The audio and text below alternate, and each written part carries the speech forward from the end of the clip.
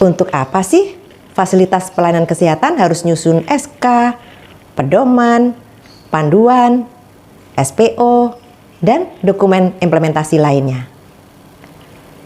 Apa pula hubungannya dengan manajemen? Simak video ini sampai habis.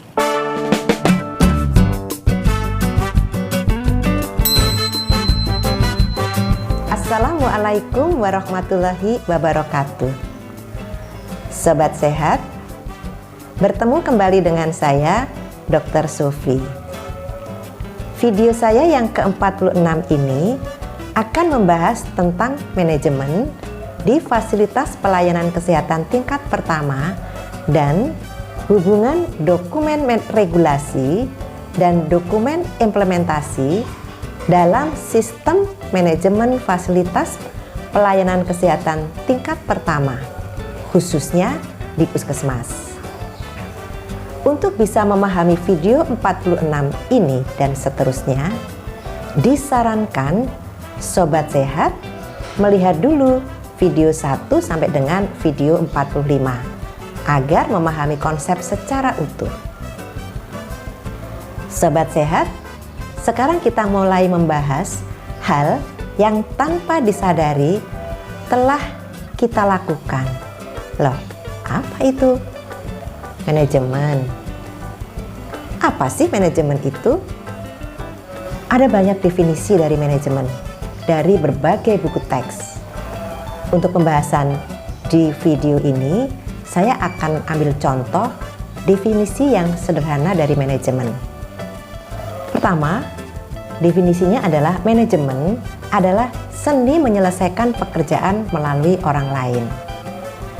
Kemudian, definisi yang kedua, manajemen adalah penggunaan sumber daya secara efektif untuk mencapai sasaran. Ini adalah definisi yang sederhana yang teman-teman itu bisa cari melalui Google, kemudian juga bisa dilihat dari Kamus Besar Bahasa Indonesia. Lalu kalau manajemen di puskesmas bagaimana? Kalau ini nih diambil dari peraturan, yaitu Permenkes 44 tahun 2016. Manajemen adalah serangkaian proses yang terdiri atas perencanaan, pengorganisasian, pelaksanaan, dan kontrol atau planning, organizing, actuating, controlling untuk mencapai sasaran atau tujuan secara efektif dan efisien. Efektif berarti bahwa tujuan yang diharapkan dapat dicapai melalui proses penyelenggaraan yang dilaksanakan dengan baik dan benar serta bermutu berdasarkan atas hasil analisis situasi yang didukung dengan data dan informasi yang akurat atau evidence based. Sedangkan efisien berarti bagaimana puskesmas memanfaatkan sumber daya yang tersedia untuk dapat melaksanakan upaya kesehatan sesuai standar dengan baik dan benar sehingga dapat mewujudkan target kinerja yang telah ditetapkan. Dalam pedoman manajemen puskesmas, manajemen meliputi 1. Perencanaan. Nanti dilihat di lampiran Permenkes nomor 44 tahun 2016 bab 2 halaman 14 sampai 38. Proses perencanaan puskesmas harus terintegrasi ke dalam sistem perencanaan daerah melalui forum musyawarah perencanaan pembangunan atau musrenbang yang disusun secara top down dan bottom up. Proses perencanaan akan menghasilkan A. Rencana 5 tahunan puskesmas yang untuk puskesmas BLUD disebut rencana strategis. B. Rencana usulan kegiatan atau RUK. Untuk puskesmas BLUD disebut rencana bisnis anggaran. C. Rencana pelaksanaan kegiatan atau RPK. Kemudian setelah perencanaan, proses manajemen yang kedua adalah penggeraan dan pelaksanaan. Ini bisa dilihat di lampiran Permenkes 44 tahun 2016 bab 3 halaman 39 sampai dengan 53. Penggeraan dan pelaksanaan program atau kegiatan merupakan kegiatan lanjutan dari RPK. Penggeraan pelaksanaan program atau kegiatan dapat dilakukan melalui berbagai cara. Di antaranya adalah rapat dinas, pengarahan pada saat apel pegawai, pelaksanaan kegiatan dari setiap program sesuai penjadwalan pada rencana pelaksanaan kegiatan bulanan, maupun dilakukan melalui forum yang dibentuk khusus untuk itu. Forum yang dibentuk khusus untuk melakukan penggeraan pelaksanaan program atau kegiatan dinamakan Forum Lokakarya Mini Puskesmas. Dalam rangka penggerakan dan pelaksanaan program atau kegiatan, Kepala Puskesmas dapat melakukan pengorganisasian ulang petugas di Puskesmas dalam rangka penguatan dan pemantapan organisasi. Selanjutnya, proses yang ketiga adalah pengawasan, pengendalian, dan penilaian kinerja. Lihat lampiran PMK 44 tahun 2016 bab 4 halaman 54 sampai dengan 63. Pengawasan dilakukan melalui pengawasan internal maupun pengawasan eksternal. Pengawasan internal dilakukan oleh Kepala Puskesmas, tim audit internal, maupun setiap penanggung jawab dan pengelola atau pelaksana program.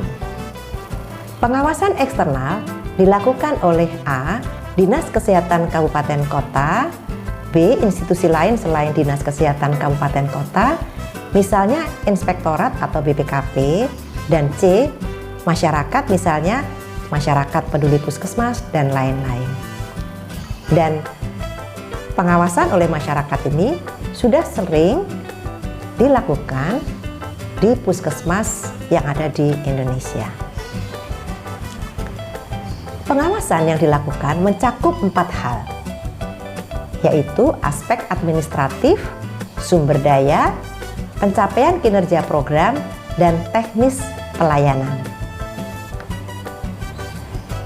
Pengawasan ini dilakukan untuk menemukan adanya ketidaksesuaian terhadap A. rencana, B. standar, C. peraturan perundangan, maupun D. berbagai kewajiban yang berlaku. Apabila dalam pengawasan ditemukan adanya ketidaksesuaian terhadap rencana, standar, peraturan perundangan, maupun berbagai kewajiban yang berlaku, perlu dilakukan pembinaan sesuai dengan ketentuan yang berlaku. Pengawasan internal selain yang sudah disebutkan tadi juga dilakukan melalui kegiatan supervisi yang dapat dilakukan secara terjadwal atau supervisi sewaktu-waktu.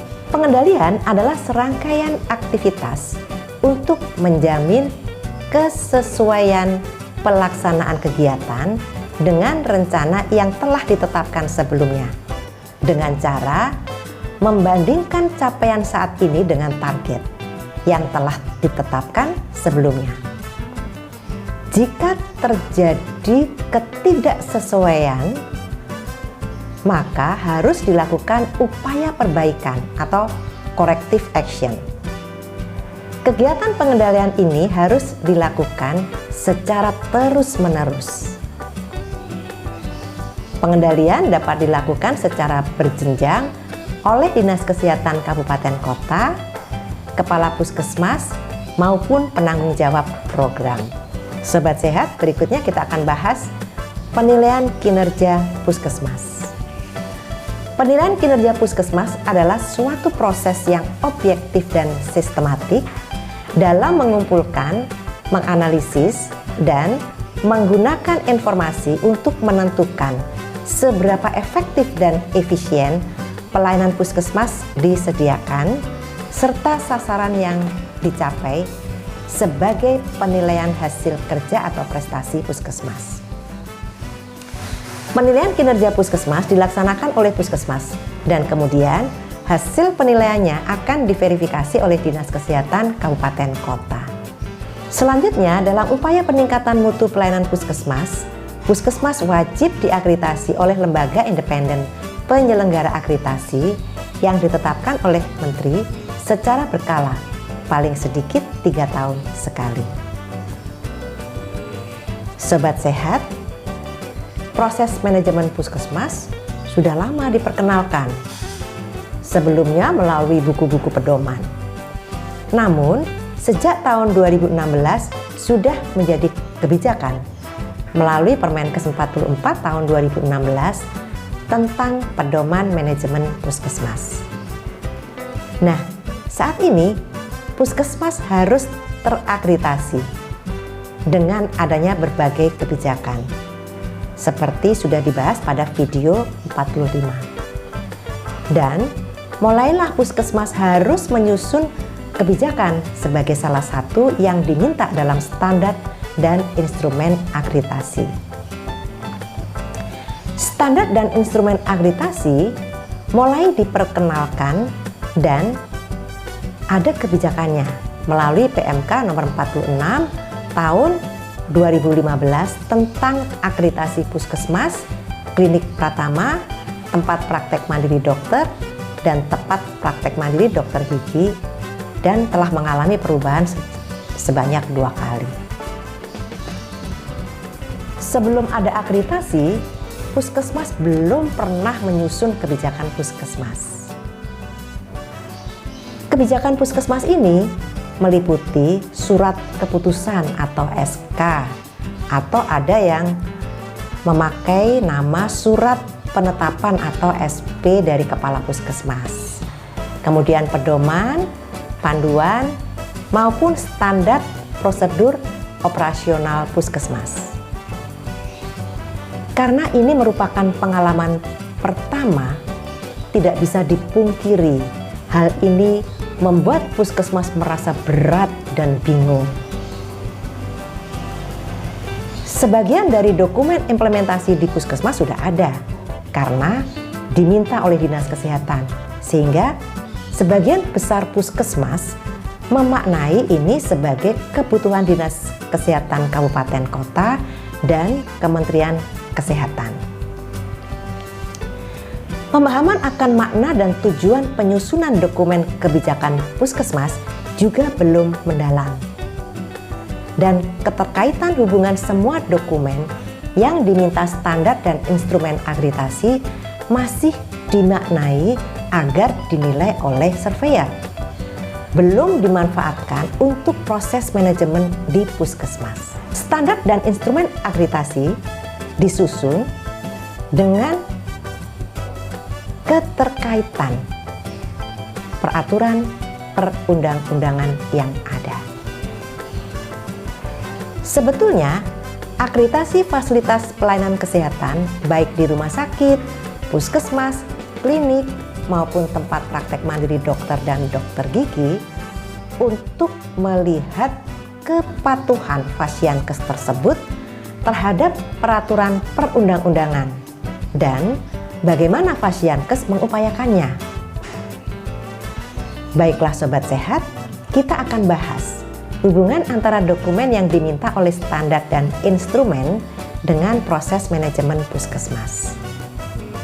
Kita memakai proses manajemen POACE ya, yaitu Planning, Organizing, Executing, Controlling, dan Evaluating, yang bisa dihubungkan dengan dokumen yang ada di puskesmas. Kita bahas satu-satu ya. Yang pertama, dari POAC tadi ya, P. P itu plan atau perencanaan. Nah, dokumen yang ada di akreditasi itu adalah yang di perencanaan itu adalah SK atau SP, kemudian struktur organisasi di puskesmas atau organisasi ya, kemudian SK penunjukan sebagai apapun sesuai dengan struktur organisasi, kemudian SK kompetensi, lalu kemudian dokumen perencanaan yang sudah kita sebutkan tadi di depan, serta kerangka acuan kegiatan. Kemudian yang kedua, proses manajemen O atau organizing atau penggerakkan. Nah, di sini diperlukan pedoman dan SOP untuk menggerakkan agar bisa terjadi proses manajemen yang A atau activating, juga disebut dengan pelaksanaan. Nah, proses manajemen A itu nanti membutuhkan dokumen yang diminta oleh standar akreditasi, namanya adalah bukti pelaksanaan kegiatan untuk mencapai indikator dan standar yang sudah ditetapkan di dalam SK yang tadi di dalam perencanaan yang pertama. Berarti semuanya itu ada kaitannya. Kemudian yang keempat, proses C atau proses controlling atau pengawasan dan pengendalian. Di sini dilakukan proses controlling untuk mendapatkan hasil monitoring, kemudian dilakukan analisis terhadap hasil monitoring, kemudian melakukan rencana tindak lanjut terhadap hasil monitoring, karena dari hasil controlling kalau terjadi penyimpangan kita harus melakukan perbaikan. Ya, seperti tadi disampaikan adanya corrective action. Dan kemudian yang terakhir adalah proses manajemen E atau evaluating atau evaluasi, di mana dokumen yang dibutuhkan adalah penilaian kinerja yang kalau di puskesmas itu namanya penilaian kinerja puskesmas. Jadi itulah tadi keterkaitan antara proses manajemen dengan dokumen yang diminta oleh standar akreditasi, standar dan instrumen akreditasi. Nah, Sobat Sehat, ada satu gambar dalam video ini yang teman-teman nanti bisa pelajari, karena itulah yang menggambarkan keterkaitan antara proses manajemen dengan dokumen-dokumen yang perlu disiapkan untuk penilaian akreditasi. Tapi sekali lagi, ini sebetulnya adalah kebutuhan dari puskesmas. Nah, Sobat Sehat, penjelasan tentang masing-masing dokumen kebijakan, dokumen bukti implementasi akan kita bahas pada video-video yang lain. Demikian juga proses manajemen itu nanti juga akan kita bahas dalam video-video tersendiri. Baik, gitu dulu ya. Saya tetap mengundang masukan dari Sobat Sehat. Silakan sampaikan di kolom komentar. Semoga selalu sehat. Wassalamualaikum warahmatullahi wabarakatuh.